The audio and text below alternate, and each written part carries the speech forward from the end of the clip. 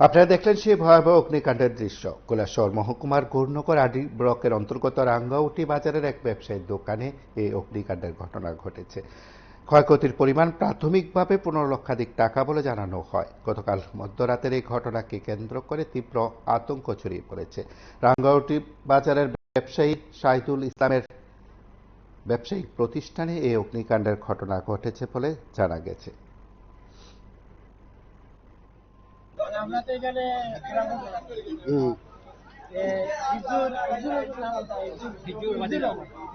আমরা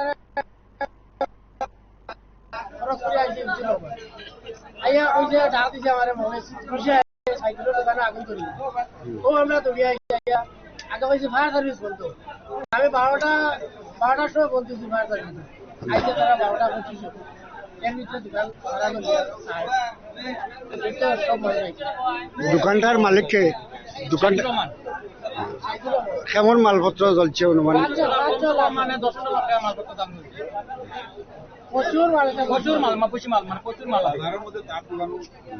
রাঙ্গাড়ি বাজার মধ্যে তার দোকান হাইয়েস্ট মানে আমাদের বিশ্বটা আছে এ টু জেড সমস্ত আজকে বিকেলে চেক করি প্রায় 1 লাখ কারেন্ট থেকে মারছে আসলে শর্ট সার্কিট মারছে গাড়ি কারেন্টই লাগছে সাটাতে মানে আমরা ফায়ার সার্ভিস চলে থেকে ফায়ার সার্ভিস কল পাইছি রাঙ্গামাটি বাজারের সামনে আগুনটা লাগছে।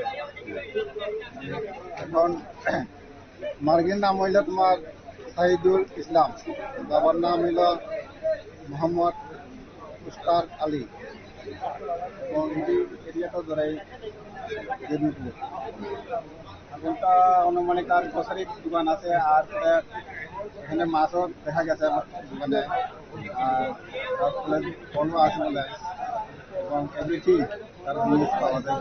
তো মানে এলাকাবাসী যে অভিযোগ মানে জানাইছেন কত টাকার ক্ষয়ক্ষতি হইতে পারে আছে এখন আইনে জানাইছে এখন তার মাল বলে আছে 7 লাখ টাকা এবং প্রায় টোটাল খরচ মিলিয়া 14 থেকে 12 লাখ 15 লাখ হয়েছে। এখন আগুন নিয়ন্ত্রণে আইছে।